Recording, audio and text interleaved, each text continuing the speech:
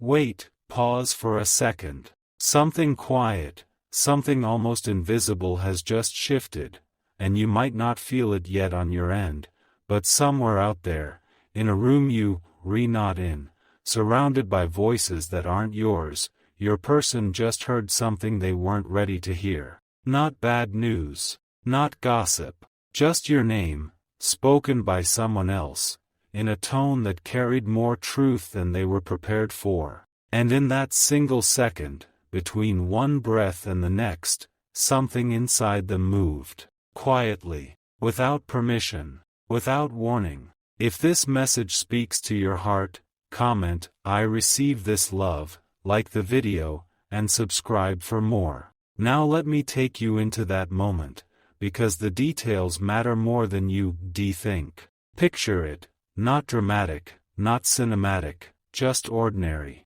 a regular night. The kind of night they probably told themselves they needed. Maybe a friend's place, maybe a small bar with low lighting, maybe just a gathering at someone's apartment where the music plays a little too loud and the conversations overlap until nothing really lands. They went out to feel light, to feel normal, to feel like themselves again, whatever that even means lately. They've been trying so hard to convince everyone, including themselves, that they fine, that they've moved on, that whatever happened between you two is just another chapter they've already turned the page on. But here's the thing about chapters you pretend to close. They keep finding ways to read themselves back to you. And tonight, that's exactly what happened. Somewhere in the middle of the night, between a joke that wasn't that funny and a drink that wasn't really doing the job anymore, someone there, a friend, maybe a mutual one, maybe someone who just observed more than they were given credit for, brought you up, casually, not to stir anything, not to provoke, just, honestly. The kind of honesty that slips out when the room feels safe and the lights feel soft and people start saying things they usually keep behind their teeth. And what they said about you wasn't loud, it wasn't long, it wasn't even meant to be a moment. But it was real. It was something true, something specific, something that captured you in a way your person hadn't allowed themselves to think about you in weeks, maybe months. Something that reminded them, in one short sentence, of who you actually are, not the version of you they've been editing in their head to make their distance feel justified. The real you, the you they used to know, the you they've been quietly trying to forget. And when those words landed, your person didn't react. Not visibly, not the way you expect. They just got quiet. That kind of quiet that looks like nothing from the outside but sounds like a whole storm on the inside. Stay with this, because there's a deeper emotional layer here that most people miss. See, when someone you've been avoiding gets described accurately by someone else, something strange happens inside you. It's like your own denial gets caught in the open. You can lie to yourself in private. You can rewrite the story in your own head. You can convince yourself that what you walked away from wasn't really what you thought it was. But when another person, someone with no agenda, no stake in it, no reason to lie, speaks about that same person with truth in their voice, your whole interior version of the story starts to crack. That's what happened to your person tonight. They heard your name, and they heard who you really are. And for a split second they remembered. Not in a sentimental way, not in a movie, flashback way, just in that uncomfortable, almost, too honest way where your chest tightens for a reason you don't want to name. And so they did what people do when something true hits them at the wrong time. They reached for their drink. They laughed at the next joke a little louder than they needed to. They tried to redirect the conversation. Maybe even changed the subject themselves. But the words had already been planted. And no amount of music, no amount of company, no amount of distraction was going to pull them back out. Because the truth is, your person has been holding their breath for a while now. They didn't realize how tightly they were holding it until tonight, when somebody else's words made them exhale. This is where things quietly began to shift. For the next 20, 30 minutes, they were technically still in the room. Still nodding. Still smiling at the right moments. But they weren't really there anymore. Their mind had already drifted somewhere else, back to a version of you they hadn't visited in a long time. A specific memory, maybe. Something small. The way you laughed at something only you two understood. A sentence you said one night that they brushed off at the time but apparently never actually forgot. A look you gave them that they didn't know how to receive back then. These memories don't usually come back when you're ready for them. They come back when your defenses are down. When you had just enough to drink to feel soft. When the room is too loud to hear your own thoughts but somehow, quietly, you do anyway. And that's exactly the state your person was in tonight. What happened next was subtle, but it mattered more than they realized. A song came on. Probably not even a song that's directly tied to you and them. Maybe just a song with a similar feeling, a similar texture. The kind of melody that doesn't remind you of someone specifically, but reminds you of how you felt when you were with them. And in that moment, your person felt something they've been pushing down for weeks. Something they've been pretending isn't there. They felt your absence. Not your memory. Your absence. There's a difference. Memory is what you replay. Absence is what you feel when something that used to be there isn't anymore. And tonight, in that ordinary room, surrounded by ordinary people, your person felt the very specific shape of you missing from their life. And it wasn't dramatic. It wasn't a wave of grief. It was quieter than that. It was more like a small, steady ache that they didn't know how to talk themselves out of anymore. This is where understanding slowly begins. Because here's what's been happening with your person, and you deserve to know it, even if no one's ever said it out loud. They've been operating on autopilot. They've been keeping themselves busy. They've been filling their schedule, taking on new things, going out more than they used to, surrounding themselves with people whose voices distract them from the one voice they actually miss hearing. And it was working. For a while. The way denial always works. For a while. But tonight, that whole carefully constructed system just cracked. Not collapsed. Cracked. And through that crack, every single thing they've been refusing to feel started leaking through. Slowly. Quietly. In the form of one thought after another that they couldn't quite shut down anymore. Maybe I let go too quickly. That was probably the first one. Not a full sentence in their head. Just a flicker. A doubt. The kind of thought you can dismiss if you sober and surrounded by certainty, but you can't really dismiss when you sitting at the edge of a couch at midnight, slightly drunk, and someone just described the person you walked away from in a way that makes them sound exactly like the person you were once grateful to know. Why does this still feel unfinished? That came later. Maybe an hour later. Maybe in the cab home. Maybe alone in their kitchen, lights off, standing there for no reason. The kind of question that doesn't have a clean answer because the truth is, the things they told themselves they were done with were never actually done. They just got buried under noise. And this is the part they still trying to understand. Because if they had really moved on, really, truly, all the way, then hearing your name tonight wouldn't have done anything. It would slid past them like background music. They would laughed politely, made some neutral comment, and moved on with the conversation. But they didn't. They went quiet. They got distracted. They drank a little more than they meant to. They left a little earlier than they planned. And when they got home, they didn't immediately go to bed. They sat with it. Even if just for a few minutes. Even if they never admit that out loud to anyone. And in those few minutes, something started to soften. Not all the way. Not yet. Don't romanticize this. Your person isn't suddenly transformed. They're not about to write you a long message tonight, pouring their heart out. That's not how real shifts work. Real shifts start small, quietly, internally, a loosening of something that was tightly held, a willingness to feel something they've been refusing to feel. And tonight, that's exactly where they are, right at the beginning of that loosening.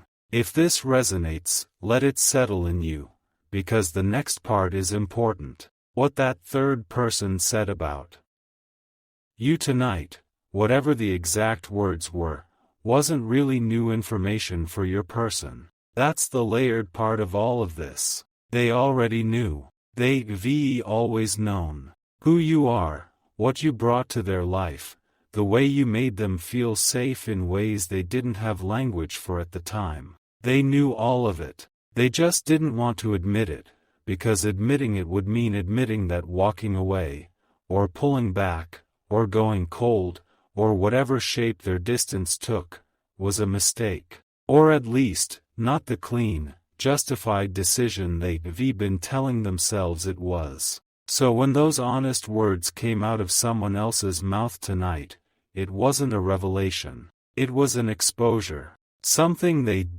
been hiding from themselves was suddenly being said out loud, by someone with no reason to lie, in a room where they couldn't escape it. That's a very specific kind of unsettling. And that's why their reaction wasn't anger, wasn't denial, wasn't even sadness, really. It was that particular quiet that comes when a part of you've been ignoring suddenly gets seen, and you realize you can't pretend not to see it anymore either. Stay with me here, because this next part is the layer most people never reach. Your person has been carrying a story about you. We all do this with people we've stepped away from. We build a version of them in our heads that makes our distance make sense. We sharpen the things we didn't like. We dull the things we did. We tell ourselves we're seeing them clearly, when really we're seeing them through the lens of our own decision. And the longer we maintain that version, the more it becomes the only version we remember. But the second another person, an outside voice, describes that same person with accuracy and warmth, the whole edited version starts to fall apart. Because deep down, you know which version is real. You know which one you constructed and which one was actually true. And the moment the true one gets spoken aloud, your private version stops being convincing. That's what tonight did to your person. The third party didn't intend to do anything. They were just being honest. But honesty has its own kind of power, especially in rooms where everyone's slightly off guard. And in that moment, the version of you your person had been holding on to, the convenient, oversimplified version, quietly fell out of their hands. And what they were left with was the real you, the full you, the you they had reasons to admire, even if those reasons didn't fit neatly into the story they've been telling themselves. What happens next isn't loud, but it changes everything. For the rest of the night, and probably for the next few days, your person is going to feel a little off balance. Not in a way they can name. Not in a way they can explain to anyone. Just a low, steady hum of something unresolved. The kind of feeling that makes you reread old messages without meaning to. The kind of feeling that makes you pause when a notification comes in, hoping for a second that it's from someone specific, and then trying not to feel disappointed when it isn't. They're going to find themselves wandering through their phone in odd moments. Maybe not opening your name directly, they're not there yet, but lingering near it. Looking at a photo and not deleting it. Hovering over a thread and closing it again. Small, repeated movements that don't add up to anything visible, but quietly rearrange something inside them every time. And here's the part they didn't see coming. They thought their feelings about you had a fixed shape.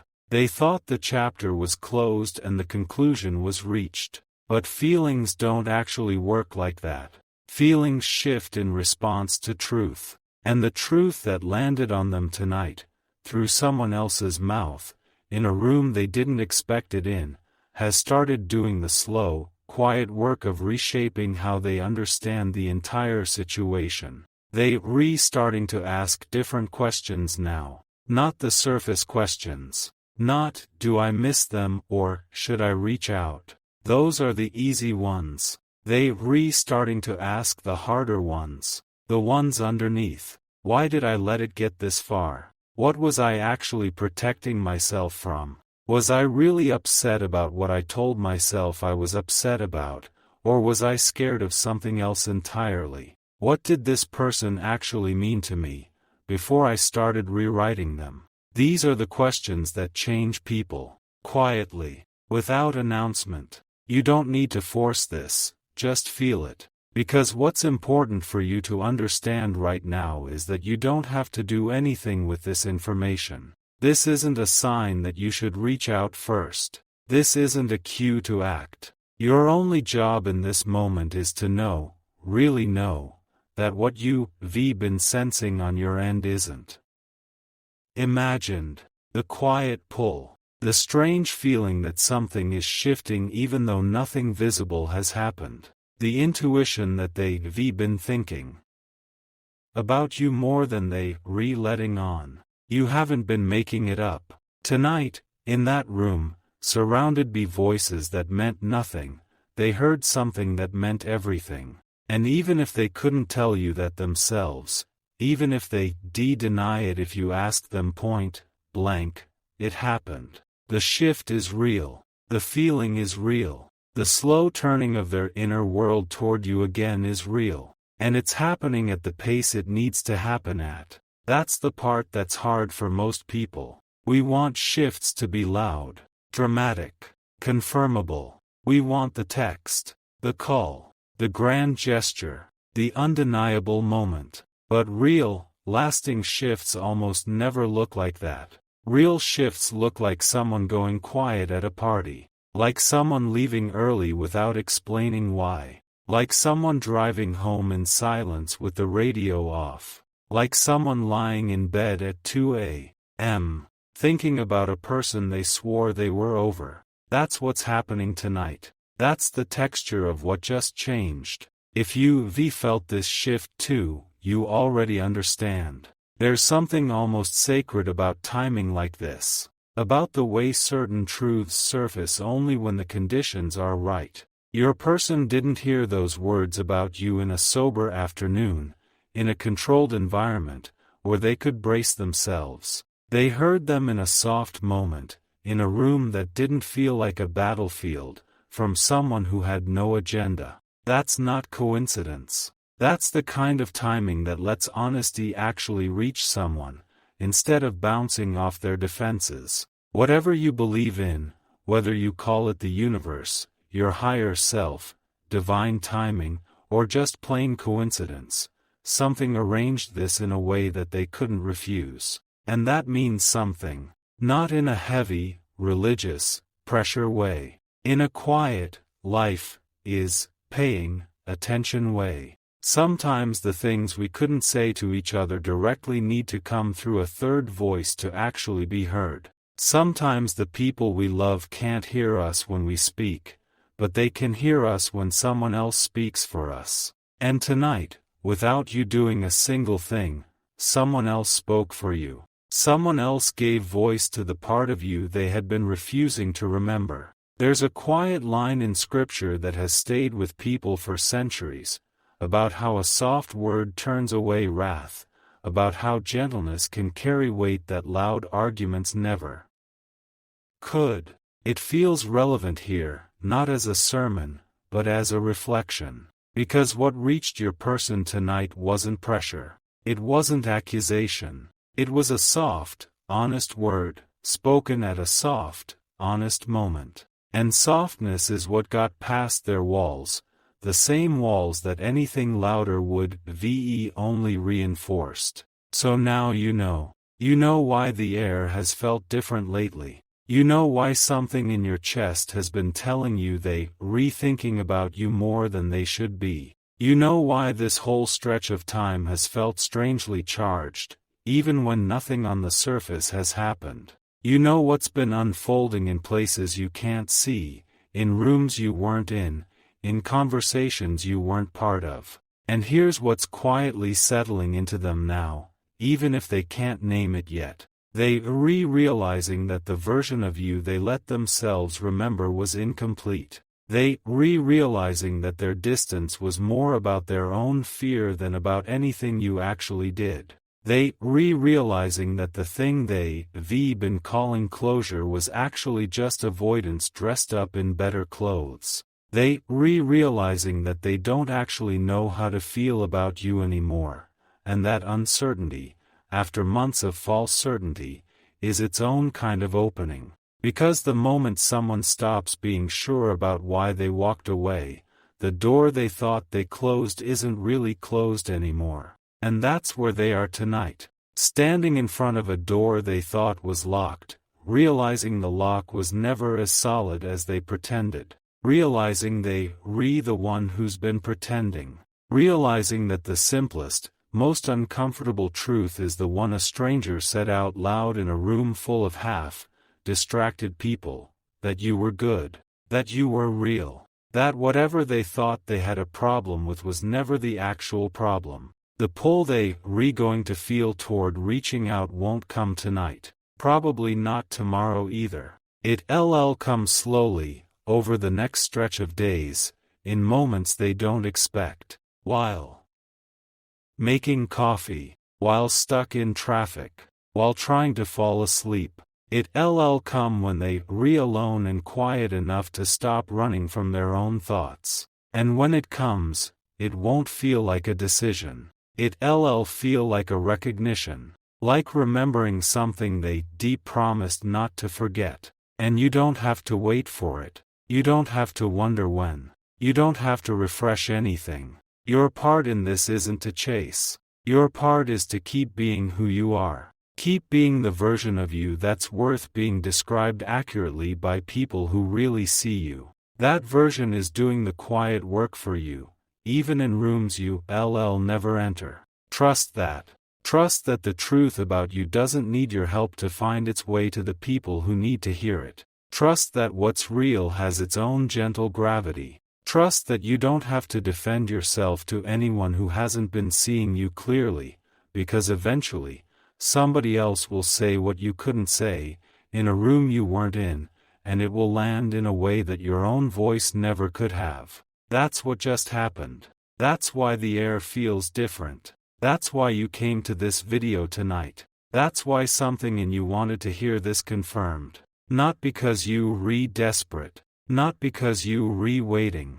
But because part of you has known for a while that something was shifting, and you needed someone to put it into words. So here it is. Plainly, your person heard something about you they couldn't unhear. They went quiet. They felt your absence in a way they've been avoiding. They started questioning the story they'd been telling themselves. They started softening, in small ways, the kind of ways that don't show up on the outside but rearrange everything on the inside. And the version of you they'd been keeping at arm's length, the simplified, easy to leave version, has quietly fallen out of their hands. They not the same as they were yesterday. And what they beginning to realize now, is something they can't walk away from anymore. Not this time.